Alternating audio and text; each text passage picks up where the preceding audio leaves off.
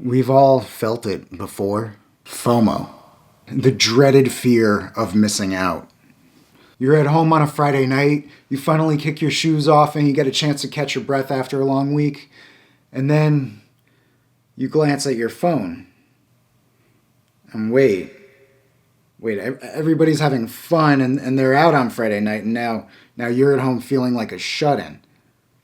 You scroll through Instagram and everybody's leading such wonderful, luxurious lives. They're flying first class to French Polynesia, and they're on honeymoons with their swimsuit model significant others, and they're driving luxury cars they got before they were 26. Everyone is such a beautiful, unique, special butterfly, and you're missing out. That's a bunch of garbage. FOMO is a trick of the human mind. It's jealousy and fear and insecurity all blended together in one terrible margarita. And low self-esteem is the salt on the rim. You know you're not supposed to care about it, but you do, because everybody does. So we've got to find a way around it. We've got to find a way to beat the FOMO so we can get back to the things that matter, like building up our self-confidence and leaving doubts at the door. FOMO means that you might be worried about being seen as less than other people. You might be worried other people aren't thinking or caring about you. Now, we can only make progress once we stop caring about other people's perceptions of us. Because guess what? Just as easily as we forget about the needs of others and fixate on ourselves, everybody else forgets about our insecurities too. Now, that can work to our advantage, the same way a like and subscribe works to this channel's advantage. We need to recognize that FOMO is our own creation. Your brain knows the best way to antagonize yourself, and FOMO is the spectre of that. It's like the Boggart in Harry Potter. It knows your worst fears. Like CasuallyExplained explains, you suffer more in the imagination than you do in real life. FOMO is a completely internal sensation. Nobody can see how bad your FOMO is. And once we internalize that, we can control it. Now, unfortunately, FOMO has become more pronounced as everyone's lives have become more public and more curated. Social media has become a game. It's a cloak and dagger competition where nobody's trying to brag about how good their lives are, but really everybody's trying to brag about how good their lives are. But what causes FOMO? Why does staring at an endless stream of smiles and success result in us feeling inadequate? Even if I don't want to go skydiving in Dubai, why do I want the ability to do it? Why can that dream Instagram life feel so unattainable? It's because humans naturally put a high value on objects and experiences that are scarce. In his book Influence, Robert Cialdini states that, as a rule, if an item, or in this case an experience, is rare or becoming rare, it is more valuable.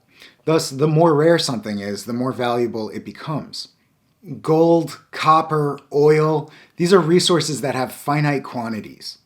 The earth has been granted one allotment of each of these commodities, and as a result, a market has formed around their trade.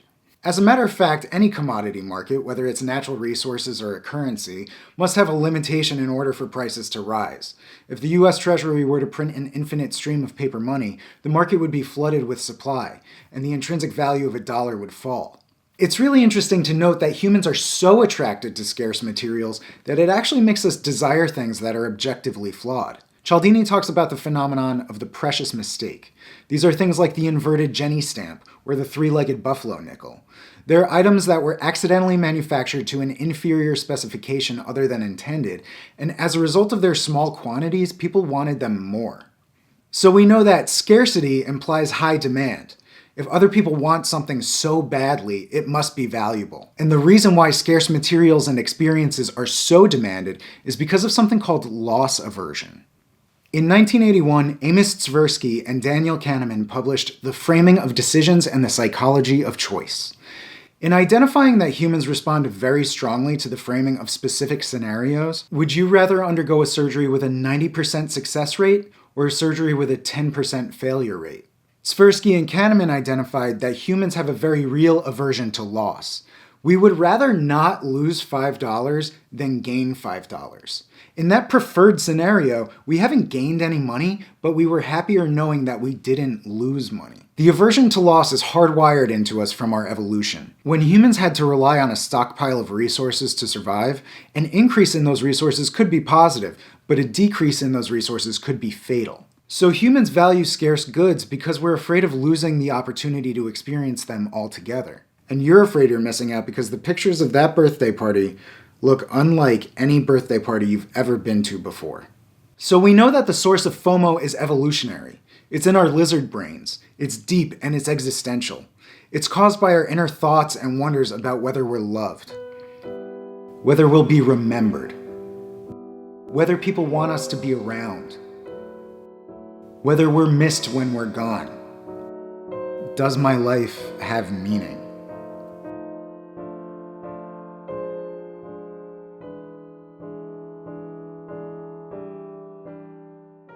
The Harvard Grant study identified that humans are most content when they are connected and have a sensation of accomplishment. In the early 1940s, the study selected 268 Harvard sophomores and studied their lives via questionnaires and study by physicians and mental health professionals, all in an effort to identify key causes for healthy aging.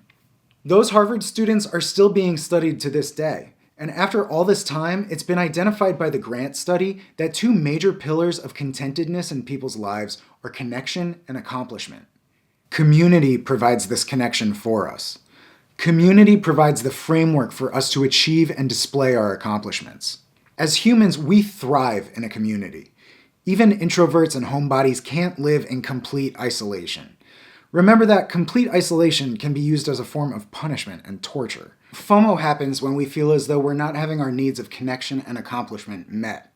FOMO has always existed. George Washington experienced FOMO when the colonial military wasn't able to reach the same ranks as the British military. Gabriel Conroy, the protagonist of James Joyce's 1914 short story The Dead, hears a story about the love his wife experienced in a teenage relationship. Upon hearing this, he spirals into a FOMO so deep and so existential that he recommits himself to his marriage and finds love where he had been too blind to recognize it before. So FOMO is nothing new to us as humans, but I think technology has amplified it to a degree that it wasn't experienced in the past. And before we carried around a portal to everybody else's life, nobody had as good of an idea as to what they were missing out on. What you don't know can't hurt you. But now we have a very good idea what events we're missing. We have thousands of high-definition photos of exactly what we're missing, and we subject ourselves to stare at them day after day. We experience those events from the wrong end of a one-way mirror. In admiring photos of other people experiencing community or displaying achievement, we feel the amplification of our own lack of those things. Really, FOMO means your brain is working like every human before you. It means you want more, and you've got to find a way to get it. Now, I think that FOMO is that intersection of scarcity and jealousy. A bit of jealousy is normal. People are hardwired to be aspirational. We always take note of what others have that we don't, but we very quickly forget what we have that others don't. Everyone takes some things for granted, and again, that's human nature. We get complacent. We grow accustomed to our surroundings, and what was once new and exciting isn't so new and exciting anymore. Once you bust your butt and get your Lambo money, you're going to say, oh, but my neighbor has 2 Lambos? And then all of a sudden your Lambo isn't enough. There will always be something farther down the road to aspire to achieve, whether it's a promotion at your job, or a dream vacation, or a meal at some exclusive new restaurant. Unless you're the richest person in the world, somebody will always have more than you. And if you are the richest person in the world and you're watching this video, then Jeff, I know you're watching, hit me up. You can't experience everything. You can't own everything. Remember that. Manny Koshman has like 3 Bugattis and he can only drive 1 at a time. Everybody only has the same 24 hours in a day that we all have. You can only cram so much into it. That's why you shouldn't worry about making your life as good as somebody else's. You should worry about making your life the best it can be for you. Odds are it'll be better than theirs anyway. So the solution to FOMO is to shove your life in its face. You're always going to be missing out on something, so you might as well enjoy the hell out of whatever it is you're currently doing. If you decided to enjoy an evening at home on Friday night and FOMO darkens your doorstep, Remind yourself that this is your time and you know how to best spend it. We've learned that FOMO is a fact of human life and it can't be removed, but it can be repurposed. Being that FOMO is a byproduct of our mind, we can reframe our relationship with it by turning it into a motivator. Remember that the Grant study found that we were happiest when we experienced connection and accomplishment. We can use FOMO as an indicator to say to ourselves, hey, I need to check in with one of my friends, one of my relatives. I need to get out.